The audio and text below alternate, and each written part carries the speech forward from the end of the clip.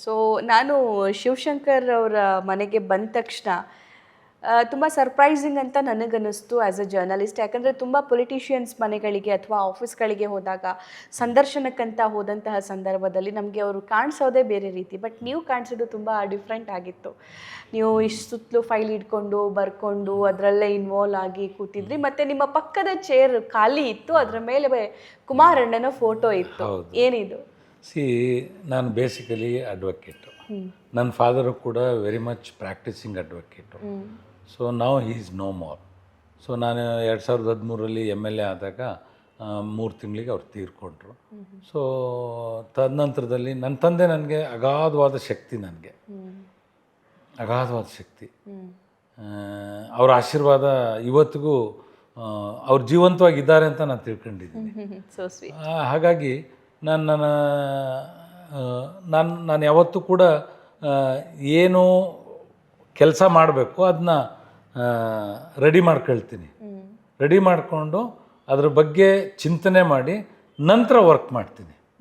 So ನಾನು ಜನರನ್ನ ಇಟ್ಕೊಂಡು ಕೂರಲ್ಲ, ಅವ್ರನ್ನೆಲ್ಲ ಡಿಸ್ಪೋಸ್ ಮಾಡಿಬಿಡ್ತೀನಿ. ಅವ್ರವ್ರ ಕೆಲಸ ಏನೇನಿದೆ ಡಿಸ್ಪೋಸ್ ಮಾಡಿ ಅವ್ರವ್ರ ಕೆಲಸಕ್ಕೆ ಹಚ್ತೀನಿ. ಸೊ ನಾನು ಜನರನ್ನ ಸುಮ್ಮನೆ ಕಾಯಿಸೋ ಕೆಲಸ ಮಾಡಲ್ಲ. ಸೊ ಹಾಗಾಗಿ ಅದು ನನ್ನ ನಿಮ್ಮ ಸ್ಕೆಡ್ಯೂಲ್ ನೀವೇ ನಾನೇ ರೆಡಿ ಮಾಡ್ಕೊಳ್ತೀನಿ. ಆಮೇಲೆ ಪಕ್ಕದ ಕುರ್ಚಿ ಬಗ್ಗೆ ಹೇಳಿದ್ರಿ, ನನ್ನ ತಂದೆ ಕೂತಂಥ ಕುರ್ಚಿ, ಅದ್ರ ಮೇಲೆ ಕೂರ್ಲಿಕ್ಕೆ ನನಗಿನ್ನೂ ಧೈರ್ಯ ಬರ್ತಾ ಇಲ್ಲ. ಸೊ ಹಾಗಾಗಿ ಆ ಪಕ್ಕದಲ್ಲಿ ಅದು ಸುಮಾರು 25 ವರ್ಷಕ್ಕೆ ಹೆಚ್ಚಿನ ಕುರ್ಚಿ ಅದು ನಮ್ಮ ತಂದೆಯವ್ರ ಜೀವಂತ. ಅದು ಪಕ್ಕದಲ್ಲಿ ನಾನು ಇವತ್ತಿಗೂ ಕೂತಿದ್ದೀನಿ. ನಾನು ಸುಮಾರು ನನ್ನ ರಾಜಕಾರಣದಲ್ಲಿ ಬಂದದ್ದು 2002 ನನಗಾಗಲೇ 31-32 ವರ್ಷದ ರಾಜಕೀಯ ಬದುಕಿನಲ್ಲಿ ಸಾಗಿದ್ದೀನಿ ನಾನು.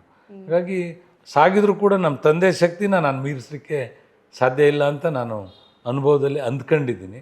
ಹಾಗಾಗಿ ಅವ್ರ ಕುರ್ಚಿನ ನಾನು ಕೂರ್ಲಿಕ್ಕೆ ಇಷ್ಟಪಡೋ ಒಂದು ಉದಾಹರಣೆ ನಾನು ಹೇಳಲಿಕ್ಕೆ ಬಯಸ್ತೀನಿ. ದೆಹಲಿಗೆ ಹೋದಾಗ ಮಾನ್ಯ ನಮ್ಮ ನಾಯಕರು ಪೂಜ್ಯ ದೇವೇಗೌಡರ ಮನೆಗೆ ಹೋಗಿದ್ದೆ.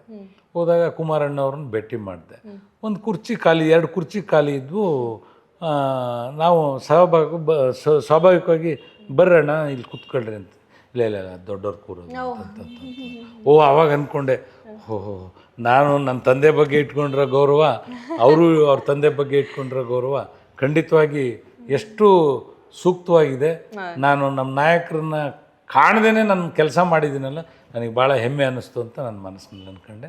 ಹಾಗಾಗಿ I am very much happy in serving the public. Service is my motto. I work 24 hours. ಸೊ ನಾನು ಮಾಡ್ತಕ್ಕಂಥ ಕೆಲಸದಲ್ಲಿ ಯಾವುದೇ ಕಳಪೆ ಇರೋದಿಲ್ಲ. ಕೊಟ್ಟ ಮಾತು, ಇಟ್ಟ ಹೆಜ್ಜೆ, ನಮ್ಮ ನಾಯಕರು ಆದೇಶ ಸಂಪೂರ್ಣವಾಗಿ ಪರಿಪಾಲನೆ ಮಾಡ್ತೀರಿ. ಓಕೆ. ಸೊ ನಿಮ್ಮ ಹಾಬಿ ಏನು ಸರ್? ನನ್ನ ಹಾಬಿ ಅಂದರೆ ಜನರನ್ನ ಒಟ್ಟಿಗೆ ಇದ್ದು ಕೆಲಸ ಮಾಡೋದು, ಮತ್ತು ಸ್ವಲ್ಪ ಟ್ರಾವೆಲಿಂಗೇ ನನ್ನ ಹಾಬಿ. ನಾನು ಡೈಲಿ ಒಂದು 500 kilometre, almost average 500 kilometre travel ಮಾಡ್ತೀನಿ. ಯಾವುದೇ ಮದುವೆ ತಪ್ಪಿಸಲ್ಲ, ಯಾವುದೇ ಕಾರ್ಯಕ್ರಮಗಳು ತಪ್ಪಿಸಲ್ಲ. ಜನರಿಗೆ ನಾನು ರೌಂಡ್ ದ ಕ್ಲಾಕ್ ವರ್ಕ್ ಮಾಡ್ತೀನಿ.